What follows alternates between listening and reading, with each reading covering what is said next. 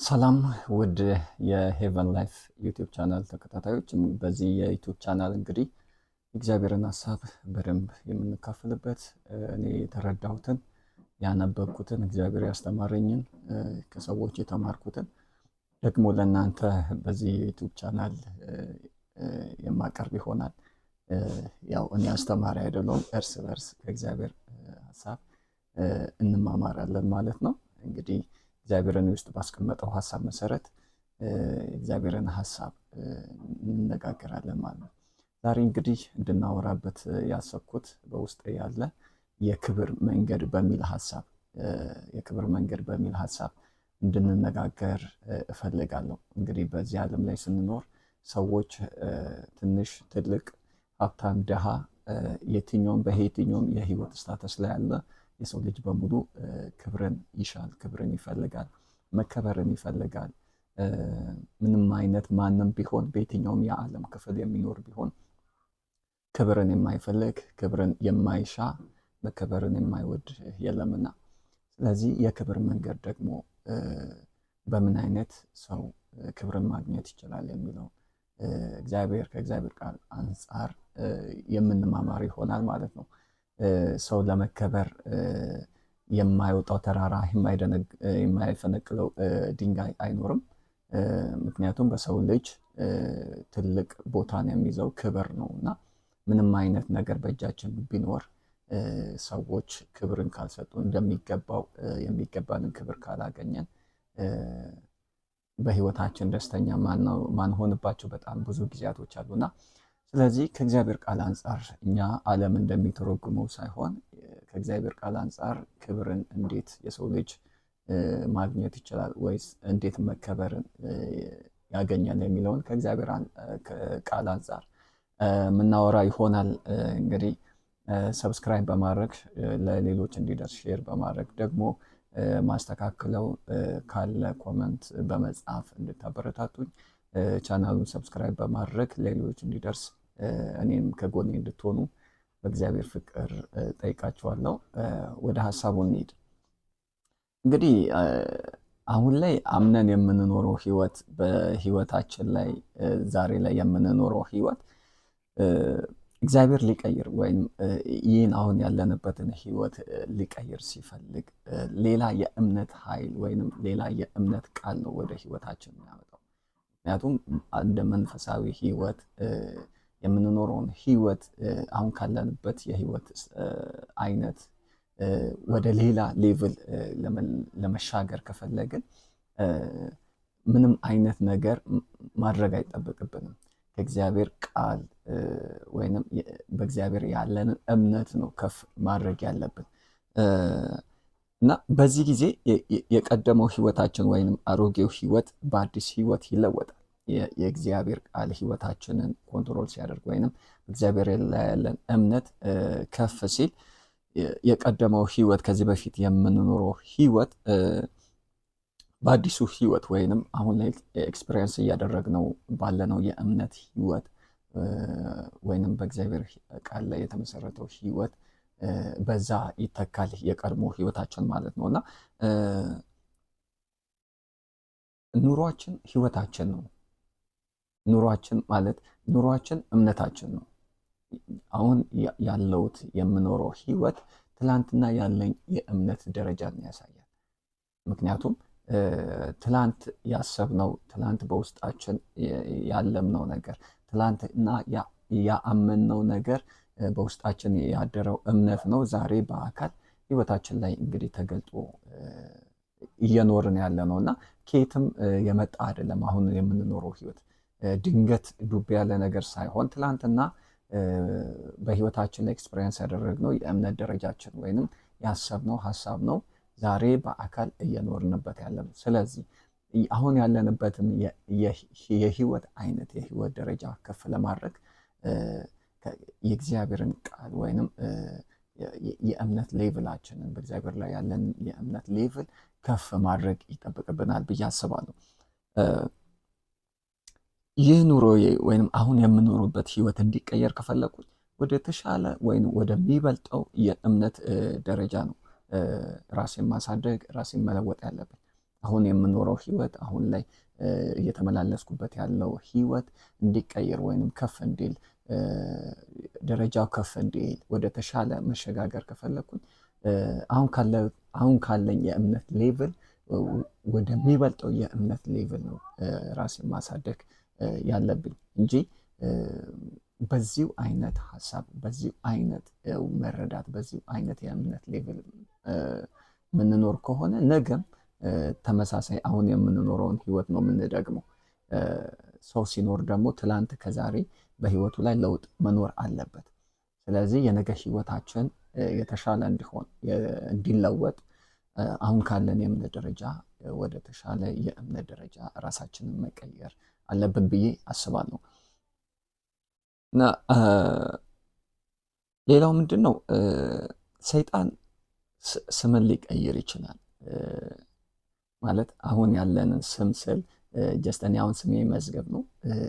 መዝገብ የሚለውን ስም ሳይሆን ጥሩ ያለንን መዝገብ ጥሩ ያለውን ኳሊቲ መልካም ያለውን በእግዚአብሔር ላይ ያለውን እምነት ወይም ለመንፈሳዊ ነገር ያለውን ቦታ መልካም ምልልሱን ያንን ሰዎች የሚያውቁኝን በዛ ነገር የምታወቅ ከሆነ በሰዎች ዘንድ የምታወቅበትን ስም ሊቀይር ይችላል።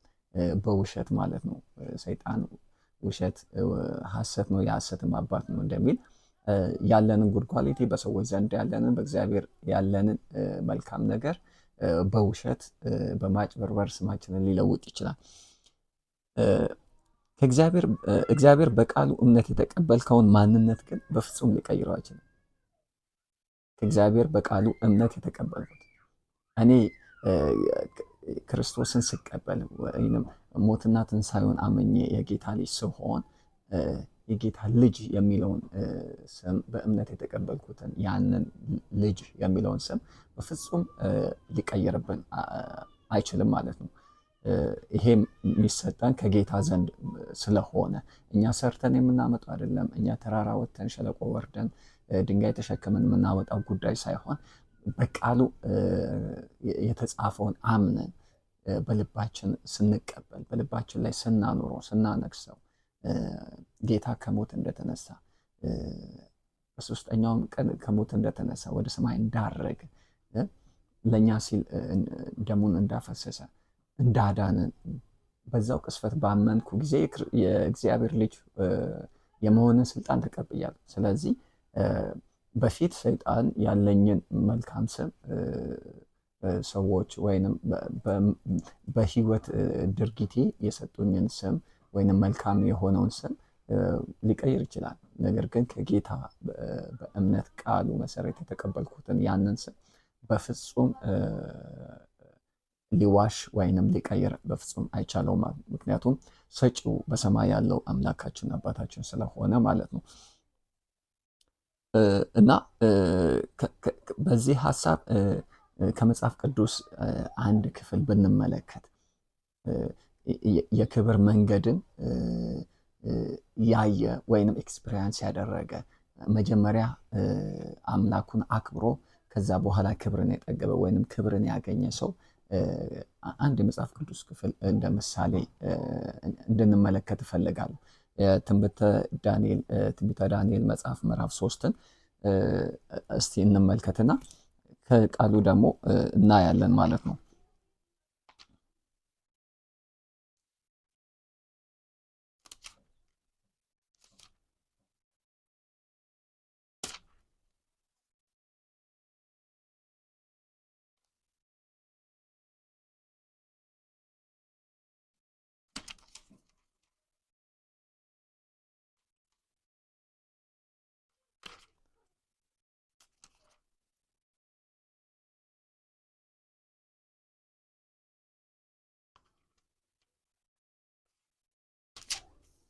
እሺ ትንቢተ ዳንኤል ምዕራፍ 3 ንጉሱ ናቡከደነፆር ከፍታው 60 ክንድ ወርዶ 6 ክንድ የሆነ የወርቅ ምስል አሰራ። በባቢሎንም አውራጃ በዱራ ሜዳ አቆመው። ከዚያም መኳንንትን፣ ሹማምንትን፣ አገረ ገዢዎችን፣ አማካሪዎችን፣ የግምጃ ቤት ኃላፊዎችን፣ ዳኞችን፣ ሌሎች የሕግ አዋቂዎችንና በየአውራጃው ያሉትን ሹማምንት ሁሉ ላቆመው ምስል ምረቀ በዓል እንዲመጡ ጠራ። መኳንንቱ፣ ሹማምንቱ አገረ ገዢዎችን፣ አማካሪዎችን፣ የግምጃ ቤት ኃላፊዎቹ፣ ዳኞቹ፣ ሌሎች የሕግ አዋቂዎችና በየአውራጃው ያሉ ሽማምንትን ሁሉ ንጉሥ ናቡከደነፆር ላቆመው ምስል ምረቃ በዓል ተሰበሰቡ። በምስሉም ፊት ቆሙ። ከዚያም ከፍ ባለ ድምፅ እንዲህ የሚል አዋጅ ታወጀ። ሕዝቦች ሆይ፣ መንግስታትና ልዩ ልዩ ቋንቋ የምትናገሩ ሰዎች ሁሉ እንድታደርጉ የታዘዛችሁት ይህ ነው። የመለከትና የእምቢልታ የመሰንቆና የክራር የበገናና የዋሽንት እንዲሁም የዘፈን ሁሉ ድምፅ ስትሰሙ ንጉሥ ናቡከደነፆር ላቆመው የወርቅ ምስል ተደፍታችሁ መስገድ አለባችሁ። ተደፍቶ የማይሰግድ ማንም ሰው ቢኖር ወዲያውኑ በሚንበለበለው የእሳት እቶን ውስጥ ይጣላል። ስለዚህ የመለከትና የእንቢልታ የመሰንቆና የክራር የበገናና የዋሽንት የዘፈንም ሁሉ ድምፅ በሰሙ ጊዜ ወዲያውኑ ሕዝቡ ሁሉ፣ መንግስታትና ልዩ ልዩ ቋንቋ የሚናገሩ ሰዎች ንጉሥ ናቡከደነፆር ላቆመው የወርቅ ምስል ተደፍተው ሰገዱ። በዚህ ጊዜ አንዳንድ ኮከብ ቆጣሪዎች ወደፊት ቀርበው አይሁድን ከሰሱ። ንጉሥ ናቡከደነፆርን እንዲህ አሉት፣ ንጉሥ ሆይ ለዘላለም ንገስ። ንጉሥ ሆይ አንተ እንዲህ ብለህ አዋጅ አውጥተህ ነበር። የመለከትና የእምቢልታ የመሰንቆና የክራር የበገናና የዋሽንት የዘፈንም ድምፅ የሰማ ሁሉ ለወርቁ ምስል ተደፍቶ መስገድ አለበት። ማንም ተደፍቶ ለወርቁ ምስል ባይሰግድ በሚንበለበለው የእሳት እቶን ውስጥ ይጣላል። ነገር ግን ንጉሥ ሆይ በባቢሎን አውራጃ አስተዳዳሪዎች አድርገህ የሾምሃቸው ሲድራቅ፣ ሚሳቅና አብደናጎ የሚባሉት አንዳንድ አይሁድ ትእዛዝህን አይቀበሉም፣ አማልክትህን አያገለግሉም፣ አንተም ላቆምከው የወርቅ ምስል አይሰግዱም። ንጉሥ ናቡከደነፆር በታላቅ ቁጣ ሲድራቅን፣ ሚሳቅንና አብደናጎን አስጠራቸው። እነዚህንም ሰዎች በንጉሱ ፊት አቀረቧቸው። ናቡከደነፆርም እንዲህ አላቸው፣ ሲድራቅ፣ ሚሳቅና አብደናጎ ሆይ እኔ ላቆምኩት ምስል አለመስገዳችሁ፣ አማልክቴን አለማገልገላችሁ እውነት ነው? አሁንም ቢሆን የመለከቱና የእምቢልታውን የመሰንቆና የክራሩን የበገናውንና የዋሽንቱን የዘፈኑንም ሁሉ ድምፅ ስትሰሙ እኔ ላቆምኩት የወርቅ ምስል ተደፍታችሁ ለመስገድ ዝግጁ ከሆናችሁ መልካም። ባትሰግዱለት ግን ወዲያውኑ ወደሚንበለበለው የእቶን እሳት ውስጥ ትጣላላችሁ። ታዲያ ከእጄ ሊያድናችሁ የሚችል አምላክ ማን ነው? ሲድራቅ፣ ሚሳቅና አብደናጎ ለንጉሱ እንዲህ ብለው መለሱ፣ ናቡከደነፆር ሆይ በዚህ ጉዳይ ላይ ስለ ራሳችን መልስ መስጠት አያስፈልገንም።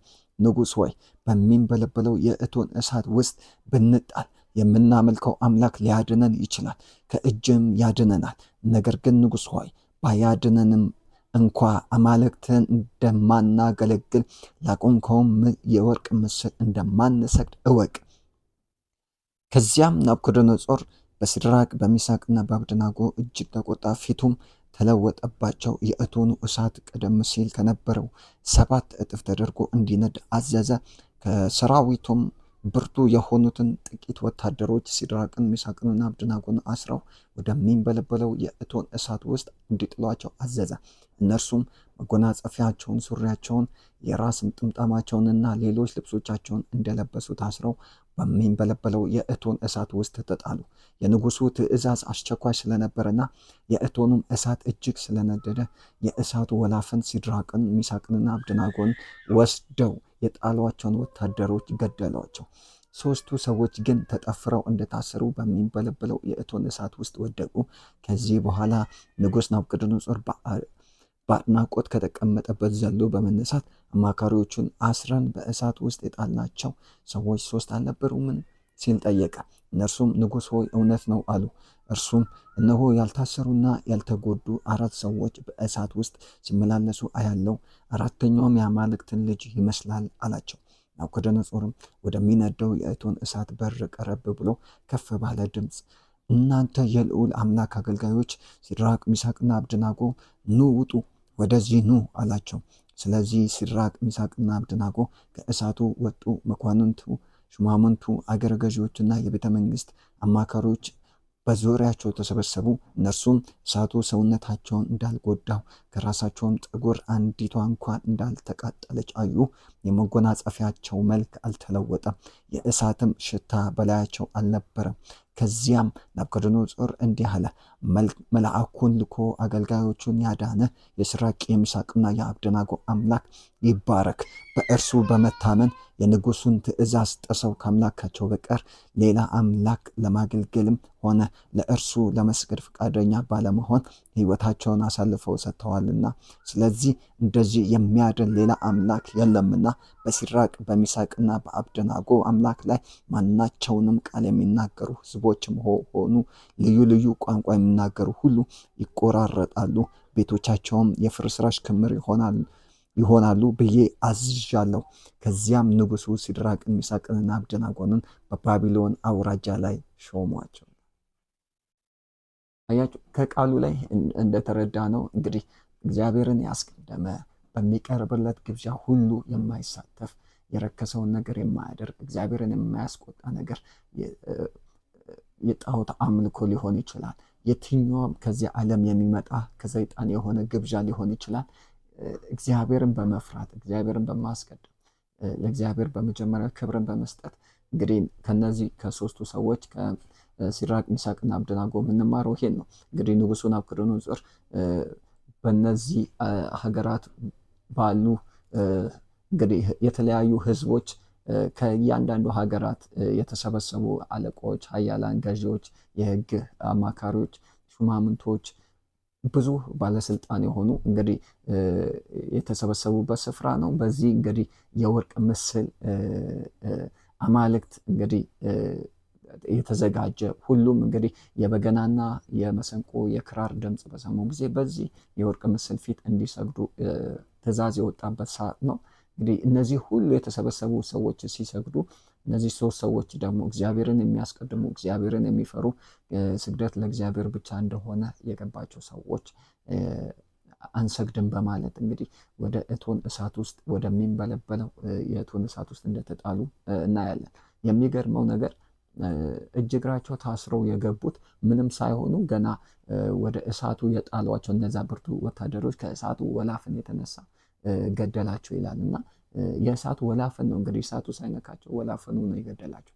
እነዚህ ሰዎች ግን እግዚአብሔርን በማስቀደም እግዚአብሔርን በማክበር በዛ 7 እጥፍ በሚነደው የእቶን እሳት ውስጥ ቢወድቁም እንኳን ጌታ በዛ ስለነበረ የእሳቱን ኃይል በመያዝ እንግዲህ የእሳቱ ኃይል ከተያዘ ምንም ሊያደርግ አይችልም። እግዚአብሔር ኃይሉን ከያዘ ያ እሳት እንግዲህ ለፕሮግራሙ ድምቀት ነው የሚሆነው ማለት ነው። ስለዚህ እግዚአብሔር የእሳቱን ኃይል ስለያዘ አንዳች ነገር ከፀጉራቸው እንኳን አንዳች ዘለላ ሳይነካ ምንም አይነት የእሳት ሽታ እንኳን በላያቸው ላይ ሳይኖር ከዛ ከእቶን እሳት ውስጥ እንደወጡና ንጉሱ እንደገና የእነሱን አምላክ የሲድራቅ የሚሳቅና የአብደናጎን አምላክ በሀገራቱ ህዝቦች ሁሉ ፊት እንዳከበረና ከዚህ አምላክ ውጪ ሌላ የሚመለክ እንዳይኖር በዚህ አምላክ ላይ የሚናገር በሚሳቅ ሲድራቅ አብደናጎ አምላክ ላይ አንድ ክፉ ቃል የሚናገር ሰው ቢኖር እንደሚቆራረጡ የቤቶቻቸው የፍርስራሽ ክምር እንደሚሆን ትእዛዝ አወጣና እግዚአብሔር በህይወታችሁ ላይ እንግዲህ የወጣውን የክፉ አዋጅ ይቀይራል። ያ ደግሞ እግዚአብሔርን በህይወታችሁ ላይ በመንገዳችሁ ላይ በስራችሁ ላይ በአገልግሎታችሁ በየትኛውም የህይወት አቅጣጫ ላይ እግዚአብሔርን በማስቀደም እግዚአብሔርን በማክበር እግዚአብሔር የማይወደውን አይወድም እግዚአብሔር የማይፈልገውን አይፈልግም በማለት ለእግዚአብሔር በመቆም በእምነት በመጽናት ክብር ለሚገባው ብቻ ክብርን በመስጠት እግዚአብሔርን በሰዎች ዘንድ ሁሉ በማክበር ነገ ደግሞ እግዚአብሔር የከበረ የተሻለ ትላንት ካላችሁበት ቦታ የተሻለ የክብር ቦታን ያዘጋጅላችኋል እና ከነዚህ ሰዎች የምንመለከተው ይሄ ነው። መጀመሪያ ላይ እንግዲህ የተሾሙ ናቸው፣ በአውራጃዎች ላይ የተሾሙ ናቸው። ባለመስገዳቸው ምክንያት አንደኛ ስልጣናቸውንም አጥተዋል፣ ሁለተኛ ደግሞ እስከ ወዲያኛው በሞት እንዲቀጡ በእቶን እሳት ውስጥ የተጣሉ ናቸው። ነገር ግን እግዚአብሔር ፍቃዱ ስላልሆነ እግዚአብሔርን ያከበሩ እሱ ደግሞ መልሶ ስለሚያከብር ያከበራቸውን ስለማይረሳ ስለማይጥል እንደገና በእቶን እሳት ውስጥ አብሮ ከነሱ ጋር በመሆን የእሳቱን ኃይል በማጥፋት የንጉሱን ቃል በመለወጥ እንደገና አምላካቸውን በሀገር ህዝቦች ሁሉ ፊት የታወቀ በማድረግ እና ቀድሞ የተነጠቁትን ስልጣን ሁሉ እንደገና ሊቀበሉ ችለዋል፣ እንደገና ሊከብሩ ችለዋል፣ እንደገና ሊመሰገኑ ችለዋል እና ስለዚህ እግዚአብሔርን ያከበረ ይከብራል፣ እግዚአብሔርን ያስቀደመ ይቀድማል። ስለዚህ በዚህ አይነት የክብር መንገድ እንግዲህ እግዚአብሔርን በማስከበር ምክንያቱም እኔ ልክበር ብዬ የማደርገው ሌላ ምንም አይነት ጥረት የለም። እግዚአብሔርን በህይወቴ በየትኛውም አቅጣጫ በማክበር በማስቀደም ግን እግዚአብሔር ማንም ሰው ቢፈልግ ባይፈልግ ሰይጣን ቢፈልግ ባይፈልግ እግዚአብሔር ጊዜን ጠብቆ እንደሚያከብረኝ አምናለሁ። ስለዚህ እግዚአብሔርን በማስቀደም እግዚአብሔር የሆነውን ነገር በመቀበል እግዚአብሔርን በህይወታችሁ ላይ በማንገስ በሰው ዘንድ ሁሉ እግዚአብሔር አምላካችሁ እንደሆነ በመግለጥ በመናገር ያስቀደማችሁት ያከበራችሁት አምላክ እሱ ደግሞ በአደባባይ ላይ ያከብራችኋል። ስለዚህ ውድ እግዚአብሔር ቤተሰቦች፣ እግዚአብሔር ልጆች፣ በአገር ውስጥም በውጭም ያላችሁ ወዳጆች፣ የእግዚአብሔር ቤተሰቦች እግዚአብሔርን በማክበር እግዚአብሔርን በማስቀደም መክበር ይቻላል ማለት ነው። ስለዚህ የክብር መንገድ እግዚአብሔርን መጀመሪያ በማስከበር የሚመጣ ነው እንጂ ሌላ በማስፈራራት የምናገኘው ክብር የለም። እጃችን ላይ ባለ ጉዳይ ምክንያት የሚመጣ ክብር የለም። ክብርን የሚሰጥ ክብርን የሚያጎናጽፍ እሱ እግዚአብሔር ነው። እንደው ትንሽ ደቂቃ ብንጸልይ ብዬ እፈልጋለሁ፣ ውስጥ እያለ ስለሆነ እንጸልይ እስቲ። ቅዱስ እግዚአብሔር ሆይ በጌታ በኢየሱስ ክርስቶስ እናመሰግናለን። አቤቱ እግዚአብሔር ሆይ ከቃል ስላስተማርከን ስለነገርከን እግዚአብሔር ሆይ እንዴት መኖር እንዳለብን እግዚአብሔር ሆይ በሕይወታችን አንተን ማስቀደም እንዳለብን በጌታ በኢየሱስ ክርስቶስ ስለነገርከን እግዚአብሔር ሆይ ከቃል እውነት ስላስተማርከን በጌታ በኢየሱስ ክርስቶስ እግዚአብሔር ሆይ ሌላ ጉዳይ በማድረግ የሚመጣ ክብር የለም። እግዚአብሔር ሆይ ሰዎች እንዲወዱን እንዲያከብሩን የምናደርገው የኛ የሆነ ተሰጥኦ የለም። ነገር ግን በሕይወታችን ዘመን ሁሉ አንተን በማክበር አንተን ከፊታችን በማስቀደም አንተን በሕዝብ ሁሉ በአገር ሁሉ በመግለጥ እግዚአብሔር ሆይ መክበር እንደሚቻል እግዚአብሔር ሆይ አስተማርከን። በጌታ በኢየሱስ ክርስቶስ በሕይወታችን ዘመን ሁሉ አንተ እንድናከብር እንድትረዳት አቅም እንድትሆነን ጸጋ እንዲበዛለን በኢየሱስ ክርስቶስ በምድር ላይ እስካለንበት ሕይወት ዘመን ድረስ ሁሉ እግዚአብሔር ሆይ አንተን እንድናስቀድም እንድትረዳን በጌታ በኢየሱስ እንጸልያለን። እግዚአብሔር ሆይ የሚቀጥል እግዚአብሔር ሆይ በጌታ በኢየሱስ ክርስቶስ በሕይወት ዘመን ሁሉ እስካለን ድረስ በዚህ ምድር ላይ እስካለን ድረስ በጌታ በኢየሱስ ክርስቶስ አንተን በሕይወት ዘመናችን ሁሉ እንድናከብር እንድናስቀድም እግዚአብሔር ሆይ አንተን ያስቀደመ ወደኋላ አይቀርም። አንተን ያከበረ አይዋረድም። አንተን ያስቀደመ ከምንም አይጎድልም። እግዚአብሔር ሆይ በጌታ በኢየሱስ ስም እያንዳንዳችን እንድትረዳት እግዚአብሔር ሆይ ሰይጣን በሚያቀርብልን ግብዣ እግዚአብሔር ሆይ ሰዎች በሚያቀርቡልን እቼ ዓለም በምታቀርብልን ግብዣ በጌታ በኢየሱስ ክርስቶስ በአንተ ላይ እግዚአብሔር ሆይ በአመፅ እንዳንነሳ በኢየሱስ ስም አንተ የማትፈልገውን አንፈልግም የምንልበትን ጸጋ እንድታበዛለን። አንተ የማትወደውን አንፈልግም አናደርግም፣ ይህ የተገባ አይደለም ብለን እግዚአብሔር ሆይ በጌታ በኢየሱስ ስም የቀረበልን ግብዣ እንድንደፋ ከዚያ ቦታ እንድንሄድ በጌታ በኢየሱስ ክርስቶስ እንድትረዳን ጸጋ እንዲበዛለን ጸልያለሁ። ክብር ሁሉ ለአንተ ይሁን። አቤቱ እግዚአብሔር ሆይ ሕዝብ ባለበት በሰላም የተጠበቀ በጌታ በኢየሱስ ስም ነገራቸው ሁሉ በአንተ የተጠበቀ እንዲሆን፣ ህይወታቸው በአንተ የተጠበቀ እንዲሆን፣ መውጣት መግባታቸው በአንተ የተጠበቀ እንዲሆን፣ ስራቸው በአንተ የተጠበቀ እንዲሆን በጌታ በኢየሱስ ክርስቶስ ስም የእጃቸው ስራ የተባረከ፣ የአእምሮ ሀሳባቸው የተባረከ፣ ክፉ በኢየሱስ ስም አያገኛቸው፣ ወጥመድ የተሰበረ ይሁን፣ በረከት በእነሱ ላይ ይሁን፣ ሰላማቸው የበዛ ይሁን በጌታ በኢየሱስ ስም። እግዚአብሔር ሆይ በጠሩ ጊዜ እግዚአብሔር አቤት እንድትላቸው ድምፃቸውን እንድሰማ ልመናቸውን እንድታደምጥ በኢየሱስ ስም ጸልያለሁ። ክብር ሁሉ ለአንተ ይሁን በጌታ በኢየሱስ ስም አሜን።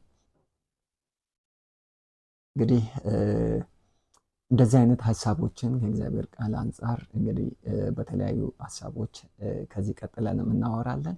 ውድ የእግዚአብሔር ቤተሰቦች ሄቨን ላይፍ የሚለውን የዩቲዩብ ቻናል ሰብስክራይብ እንድታደርጉ እንድታበረታቱኝ እኔ ታናሽ ወንድማችሁን እንግዲህ እንድታበረታቱኝ እንድታግዙኝ አቅጣጫ እንድታሳዩኝ ይህን ብታደርግ ብላችሁ ደግሞ ኮሜንት ላይ ብትጽፉ በመቀበል እንግዲህ የተሻለ ነገር እንግዲህ ለእናንተ ለማስተማር ወይም ለማቅረብ እግዚአብሔር በረዳኝ መጠን እንግዲህ ለማስተማር እጥራለሁ።